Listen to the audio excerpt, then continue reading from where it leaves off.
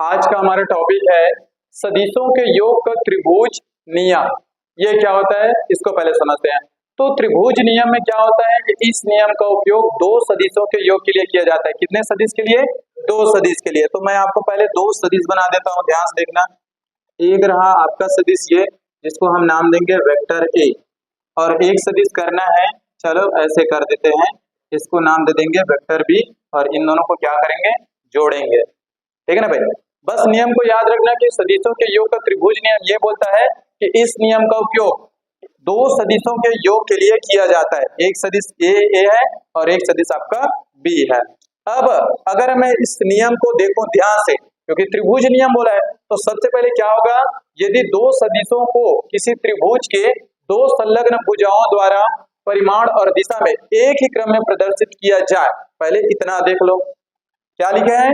यदि दो सदिशों को किसी त्रिभुज के, त्रिभुज बोला है तो सबसे पहले मुझे त्रिभुज बनाना पड़ेगा, तो ध्यान से देखना इसी से बनेगा, समझ में आ रहा है ना।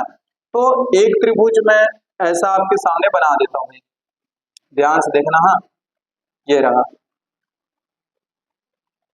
ये ठीक है, दिख रहा है ना, ज्यादा बड़ा हो, इसको ऐसे कर देता हूं,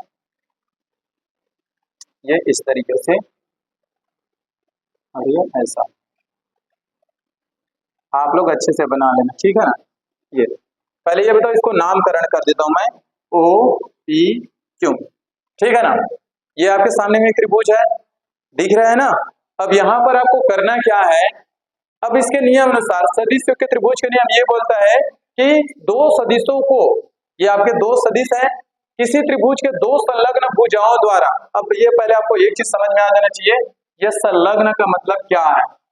दो भुजा एक ही भुजा, मतलब अगर मैं बोलूं कि ये वाली भुजा आपका ओपी और ये वाली भुजा आपका पी क्यू, तो ये दोनों क्या है, आपस में संलग्न भुजा है, मतलब दो भुजा का जो मूल बिंदु है वो एक होना चाहिए, वो कहलाते हैं संलग्न। अब देखो ये हो गया इन दोनों के लिए संलग्न। अगर मैं ऐसे देखूं कि ओपी वाली भुजा और ओपी भुजा, तो ये दोनों भी संलग्न है, उनका मूल बिंदु ये है। अगर मैं इसके लिए देखूंगा कि OP और PQ, तो ये दोनों संलग्न भुजाएं कहलाएंगे। संलग्न भुजा मतलब क्या होता है कि दो भुजाएं आपस में क्या हो, उनका मूल बिंदु एक ही हो। जैसे अगर मैं इन दोनों भुजाओं की बात करूंगा OP और PQ का, तो उनका मूल बिंदु ये है, तो ये दोनों क्या कहलाएंगे, संलग्न भुजाएं।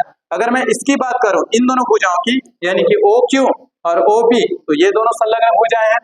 और अभी OP और PQ की बात चल रही है।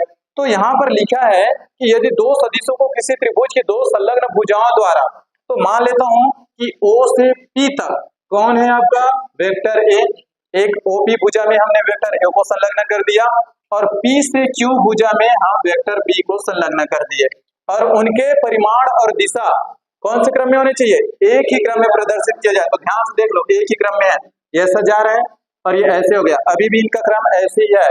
जैसे मान लो मैं राउंड शेप में किसी बच्चे को बैठा दूंगा बॉल शेप में, ठीक है ना भाई, तो ये उनकी दिशा ऐसी है, बस उनका क्या होना चाहिए, ऐसे नहीं होना चाहिए। ऐसे बैठा रहा हूं तो ऐसे ही सभी बैठते बैठते एक बनना चाहिए घेरा, ऐसे नहीं होना चाहिए कि ऐसे जा रहा है कोई बच्चा ऐसे बैठ गया, तो फिर ये विपरीत क्रम होगा। समझ में आ रहा है ना। तो यहाँ पर क्या होगा, यहाँ लिखा है यदि दो सदिशों को किसी त्रिभुज के दो संलग्न भुजाओं द्वारा, तो ये आपका दो सदिश था और ये आपका त्रिभुज की दो भुजा है, और संलग्न भुजा बोला है, साथ में लगा हुआ होना चाहिए, तो एक भुजा ये और एक भुजा ये। तो हमने वहां पर क्या कर दिया, संलग्न भुजाओं द्वारा परिमाण और दिशा में एक ही क्रम में प्रदर्शित किया। ध्यान से देखिए, तो यहाँ हमने वेक्टर ए को प्रदर्शित किया, यहाँ हमने वेक्टर बी को प्रदर्शित किया।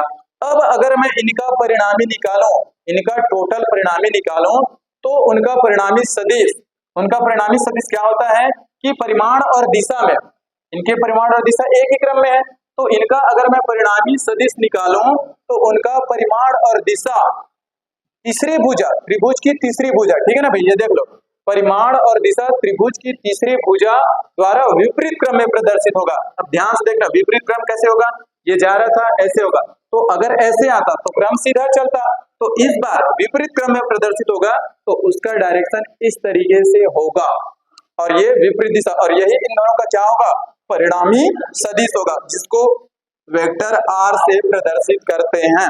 और परिणामी सदिश कैसे निकालते हैं, इन दोनों को जोड़ो तो आपको मिलेगा vector A plus vector B, ये कहलाता है परिणामी सदिश। तो यही तो निकल के आ गया ना कि इन्हीं दो सदिशों के लिए लागू होता है, जो त्रिभुज का नियम है, इस नियम का उपयोग दो सदिशों के लिए लागू होता है। तो दो सदिशों का परिणामी योग और उसको किससे प्रदर्शित करते हैं? वेक्टर आर से प्रदर्शित करते हैं। तो यहाँ पर ध्यान से देखना, अगर मैं इसको लिखना चाहूं, ठीक है ना भाई, इतना हो गया क्या?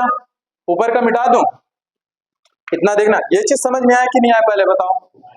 ये इन्हीं दो सदिशों को आपको कहां पर दर्शाना है? त्रिभुज में, और वो भी संलग्न भुजा। परिभाषा को समझना, यदि दो सदिशों को किसी त्रिभुज के दो संलग्न भुजाओं द्वारा परिमाण और दिशा दोनों में एक निश्चित क्रम में रखा जाए तो, और उनका परिणामी निकालो, मैं अगर इन दोनों का परिणामी निकालो, मतलब इनका टोटल निकालो, तो परिणामी क्या होगा?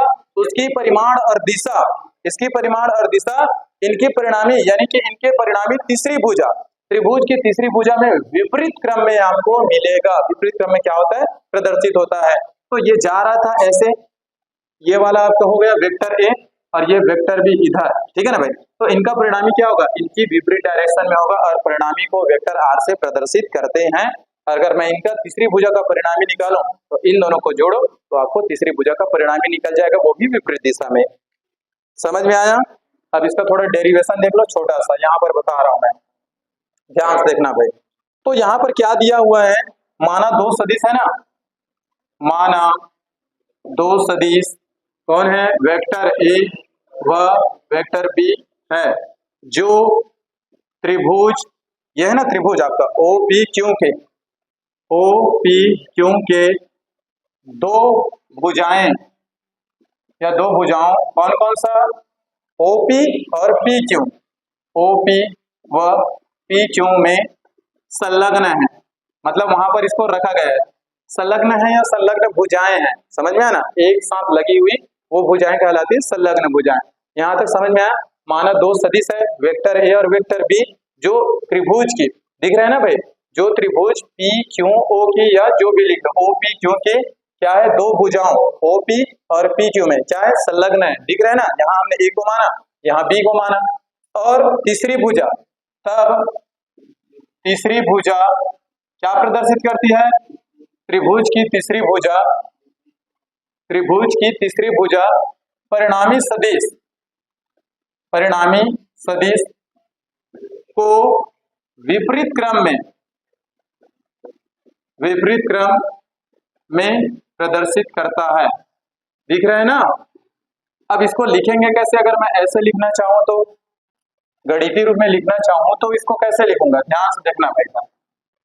अगर मुझे परिणामी सदिश चाहिए यानी कि ओ क्यू चाहिए, तो ओ क्यू बराबर क्या लिखूंगा?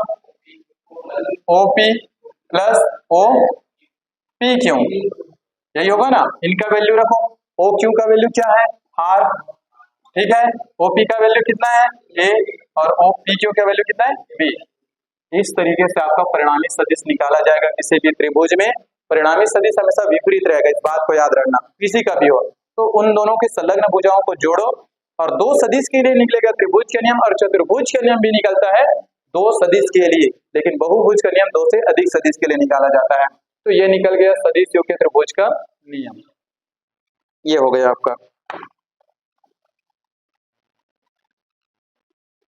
और आपकी तीसरी भुजा क्या है? ओ क्यू, इसको लिख सकते हो ओ क्यू। तीसरी भुजा ओ क्यू है, परिणामी सदिश को विपरीत क्रम में प्रदर्शित करता है, ये ओ क्यू। अब बताओ समझ में आया कि नहीं आया है? कि फिर से बताना पड़ेगा?